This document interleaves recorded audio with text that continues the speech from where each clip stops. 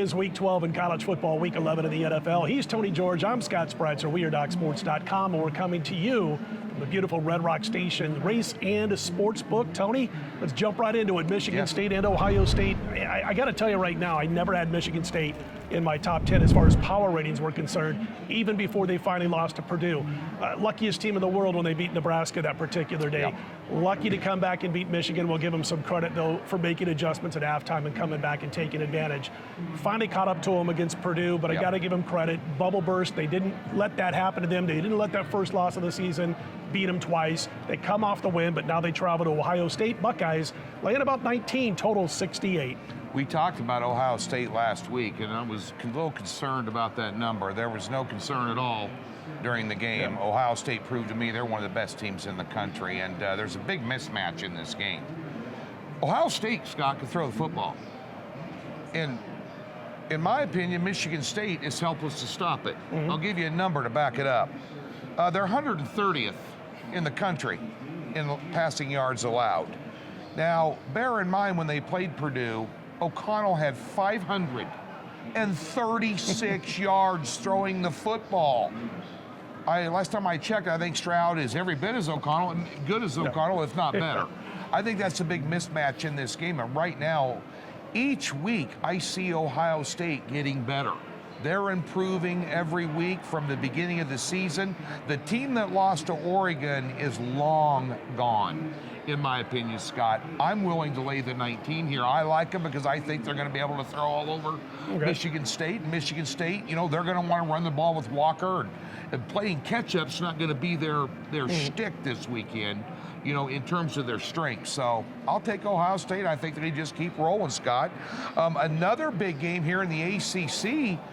Wake Forest on the road at Clemson. Clemson finally scored some points last week, and they're probably going to have to score some points this week to keep up with Wake, despite Venable's defense. Yeah, Clemson laying 4 here, total 56.5. Speaking of bubble burst theory, thought it might come into play last week for Wake Forest after finally losing against North Carolina a couple of weeks ago. You got to give Wake credit. You got to give their coach Dave Clawson a lot of credit for staying focused and doing what they do, which is outscore their opponents. In this particular game, they're going up against a Clemson defense that's just fine. As you mentioned, the Tigers finally broke out with a little bit of offense last week. Total's 56.5. I get it because the Clemson defense, because they haven't been great on offense this year, but I'm going to lean towards the over in this one. I think we'll see about 60 points scored in this one. Oregon at Utah.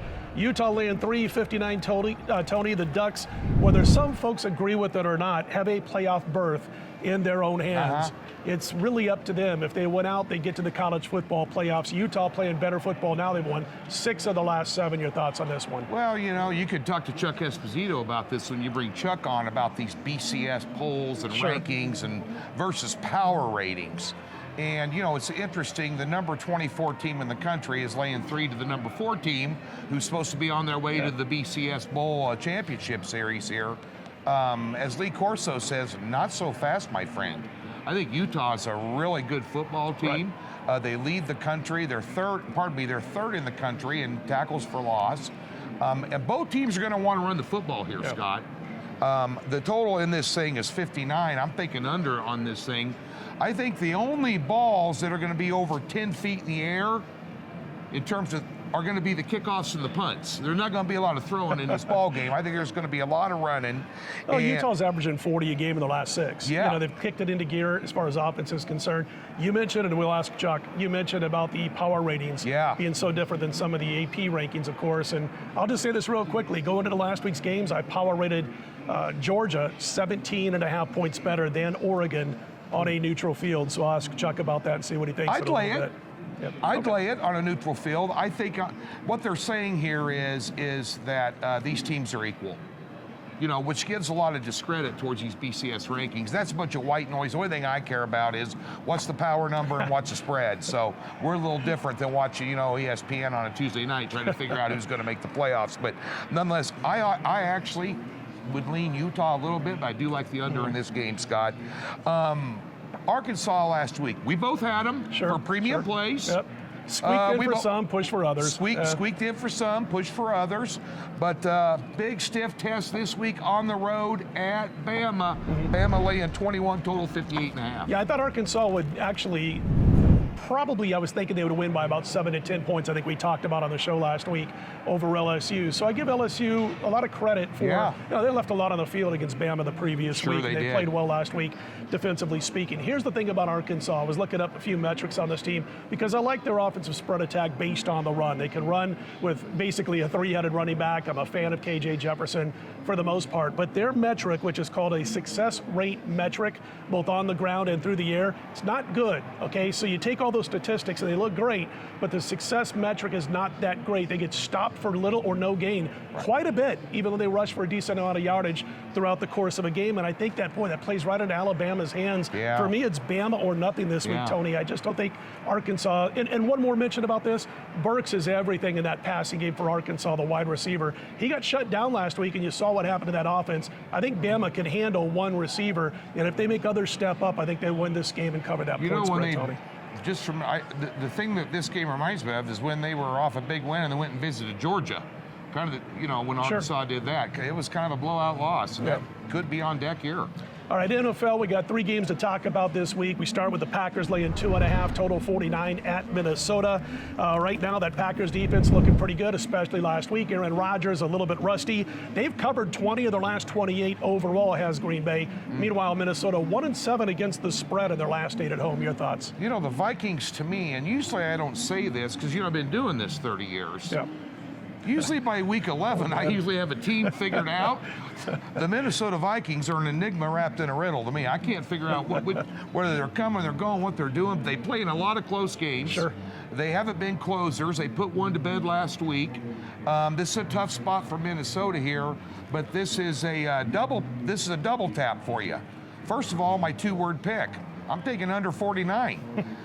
Packers have been, 7-0 their last 7 games to the under, and Minnesota at home this year 4-0 on unders. And I think it's going to be a tight ball game. And Green Bay's defense, held Kansas. You saw what Kansas City did Saturday against the Raiders. They held Kansas City useless at Arrowhead.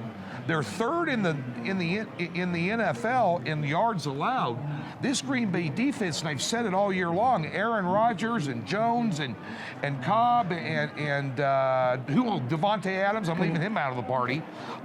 You hear a lot about these guys, but really a lot of their success has been based on how good their defense has played, Scott, and they haven't had to outscore everybody.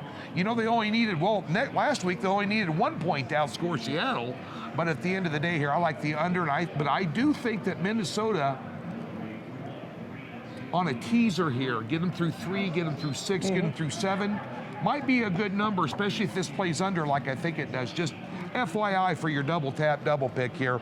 Scott, New Orleans last week played a good ball game against Tennessee, came up short. I know they were a big, heavy pick out here in Vegas with a lot of guys, but they're traveling on the road to Philly. Philly laying 1.5, total of 43.5. Let me ask you a question. Is Philly a false favorite? I kind of think that this is a bad spot for Philly. And we had both of these teams. I had both of these teams last week.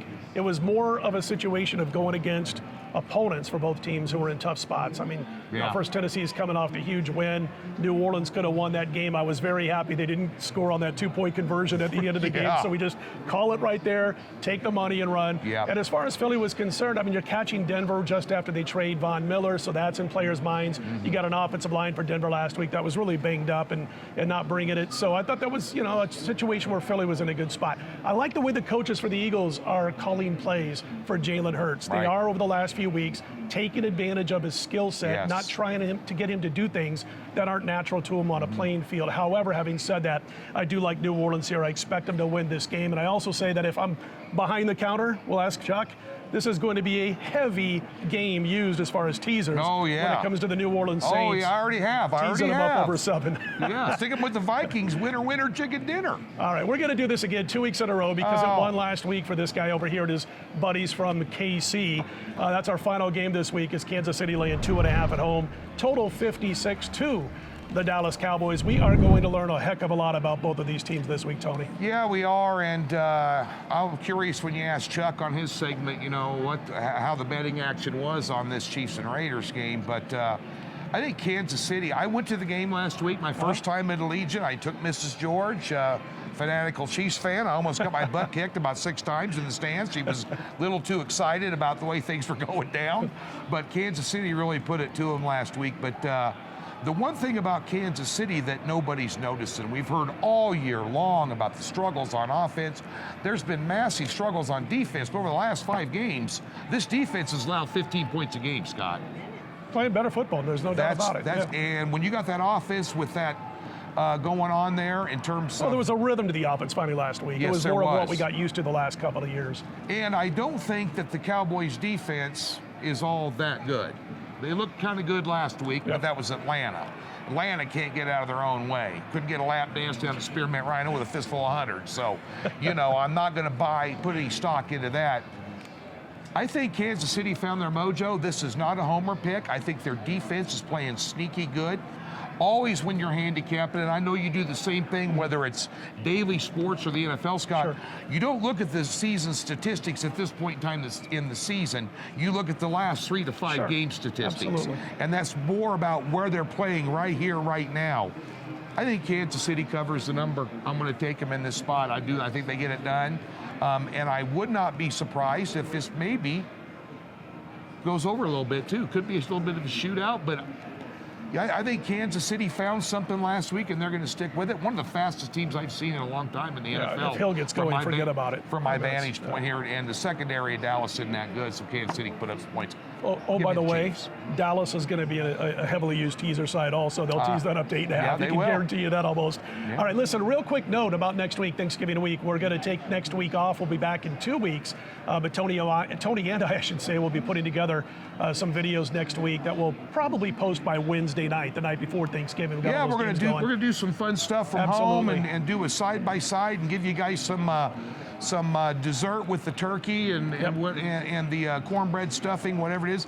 And by the way, Scott, also when you see us 2 weeks from now, we're probably going to look a little heavier. Oh, There'll be a lot of food. Easily. Going to be a lot of food, a lot of pumpkin pie, a lot of whipped cream. I like a little pumpkin pie with my whipped cream, by the way. A little bit with the whipped cream. By the way, it's not because of multiple cameras, I guarantee you that will look heavier. Also wanted to quickly mention that at the station casinos all over Southern Nevada, if you are out here, you can already bet the Thanksgiving Day lines. All 3 games are live. They're available to wager on, and we'll talk a little bit more about that on the video with Chuck Esposito.